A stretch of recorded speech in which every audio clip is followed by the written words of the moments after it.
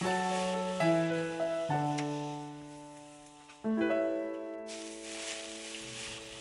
I'm David Lee. Welcome again to Culinary Capers. I got a special guest today, another one. Say hi to Chef Albert. Albert's our executive chef up at the Arbor, and I'm discovering that Albert's got some talents I want to learn from. So welcome to Culinary Capers. Well, thank you. And you're going to teach me your special salmon. I must tell you, warn you, that Dan, our producer, and I, we've had a salmon cook-off. Oh, okay. So this is a different way of cooking it. So we're both looking forward to eating it, as some of our guests too. So Albert, before we start to cook, and I'm ready to cook, I want to say hello to some of our friends here at the Arbor. Okay. So hang on. I want you to meet a few of my friends here at the Arbor today. They've come to not only watch, but we're going to sample the good food that we're about to cook here. So, are you ready to eat? Certainly are. Okay. So you're going to show me your salmon, but you're going to show me how to make your sauce first. Right. Mm-hmm. So tell me what we're doing here. Well, what I'm doing right now is I'm taking a pepper and I'm roasting it over a fire. Okay. If you have a... I've seen this done on TV. I've never done it myself. There we go. Here we go. If you have a grill outside, charcoal or gas. Yeah, we do it at Lucina. We have a charcoal grill. You just take the grates out and put it on the fire. And Okay. what you're doing, you're burning the skin. Okay, as you can see, the Gotcha. skin's getting charred. And that's what you want. Yeah. That's what you want, so that you can actually peel it right off. So what I'm going to do is go ahead and take it off. It's already hot enough. You can see the wrinkles in the skin.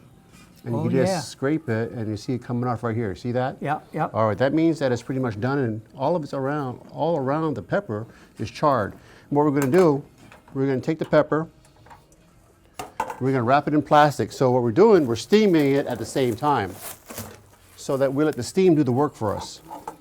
Okay, so the steam will help loosen the skin. Exactly. What's it going to do is the bubble steam's up. already coming up. Yep. Yeah. So you let it sit for 15 to 20 minutes, Okay. and then when it's done, you go and you pick all the skin off. We just take So this. you asked about taking the... It'll come right off. It's good to have it under running cold water because it comes right apart. See it? And the water will take all the black specks away. And it's good to wear the plastic gloves so Yeah, you don't get that in your... You don't get it in your face. Yeah, see it? Isn't that a beautiful product? Wow. Smell it. It smells fantastic. Yeah. It's just really feeling a red pepper. Yeah, and cold water, take everything down, turn Yeah. everything red. So if we're in the kitchen, we rinse it under cold water. Yeah. And then this is what you get left over. There we are. You see, some of it will come off, some of it won't. Okay, so that's all right to leave that on. Just adds flavor. Yes. That's what it Great, does. great. So in my sauce, I have honey, red wine vinegar, a bay leaf, and thyme. And all I'm going to do is reduce it to sec, which means to dry it, or should I say cook all the liquid out of it. Okay. Okay? So we're going to reduce it down. So as you can see, we're going to reduce it. It'll take maybe 15, 20 minutes, but you got to keep an eye on it because this is looking good. Now you can also add anything else you want to the sauce. Okay. You can add shallots, you can add red onions, white onions. It all depends on what you want to flavor it with. Allspice, cinnamon, cloves, you can do whatever you want. It's your sauce, you're the one that's making it, okay? But I'm just keeping it pretty simple. And what you may have in the kitchen. Right. I'm just keeping it pretty simple because Yeah. a lot of people are not used to doing these. As you can see how it's coming up. Smelling good too. This sauce we're going to make is like a red pepper butter sauce. Wow, see how fast it came up? That's why you got to really keep an eye on it. So at home, you got to be very careful. But remember, you're cooking a sugar product, so when it hits your top on your countertop on your oven, it's going to stick like glue, and when it gets hard, it's going to be hard to get off. Or I've got a couple spots that have never come off. So if you don't know how far it's down, you just pick up the pot off the heat, and you check it out, and then you look. Syrupy now. You're syrupy, correct. Okay. Hey, grab a spoon right there and taste the syrup. Now remember, there's no pepper in it, but it's only the essence. Wow. Wow, that's pretty neat. I can really taste the honey. Yeah, yeah. Oh, So boy. as it's going down right now, we're going to add the heavy cream, 36%. You don't need to buy the 40.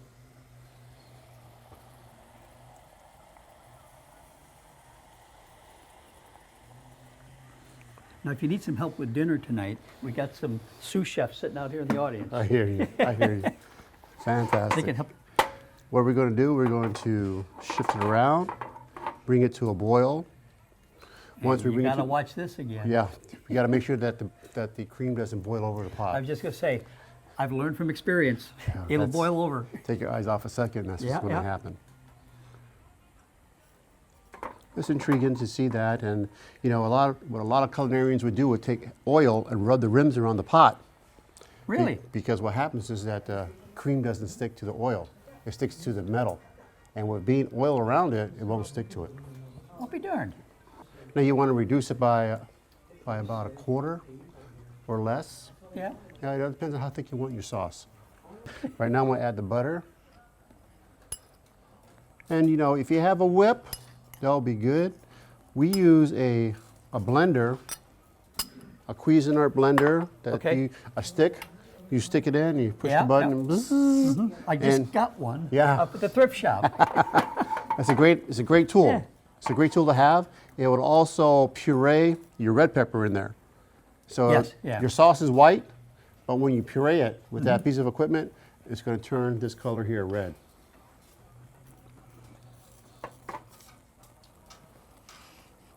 Alrighty. How does it smell? Anything's good with butter and cream. Yeah. Right? Yeah. Well, this is And honey. your foundation of your sauce. Okay. What you would have to do is blend it and then put it through a chinois or a china cap, Yep. strain it, and then you're ready to go. And then, Then what we're going to do,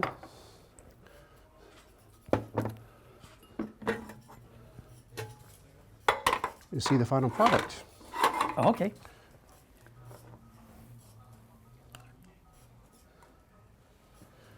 After you puree it and strain it, Yeah, so this is what it looked like once we strained it. once we strained it and chilled it for a second, and it looks like butter.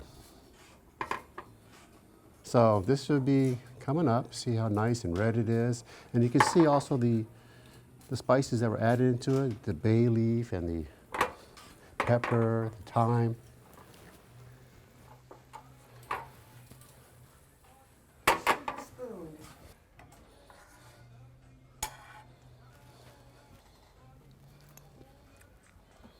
You're gonna like this, ladies and gents.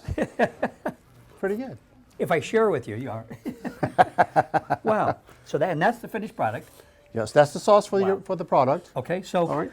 so anyway, we're going to stop this show because you're teaching us how to make miso glazed salmon Right. that you're serving here at the Arbor.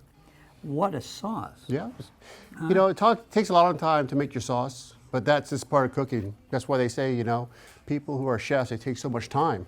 It's true. It takes a lot of time to do not just the proteins, the starch, and the vegetables, but also the sauce and the dessert, so on and so forth. So everything is a little bit of timing to get your mise en place together to show your product. And that's just one step of one entree. I can tell you put your heart and soul in this dish. My whole culinary team did. For all of us, huh? Yeah, exactly, Okay. exactly. Well, thanks so much for joining me today. Okay. And let's do another show and show me the next steps. Okay, fantastic. We'll do. Thanks. And thanks for joining us. Bye for now.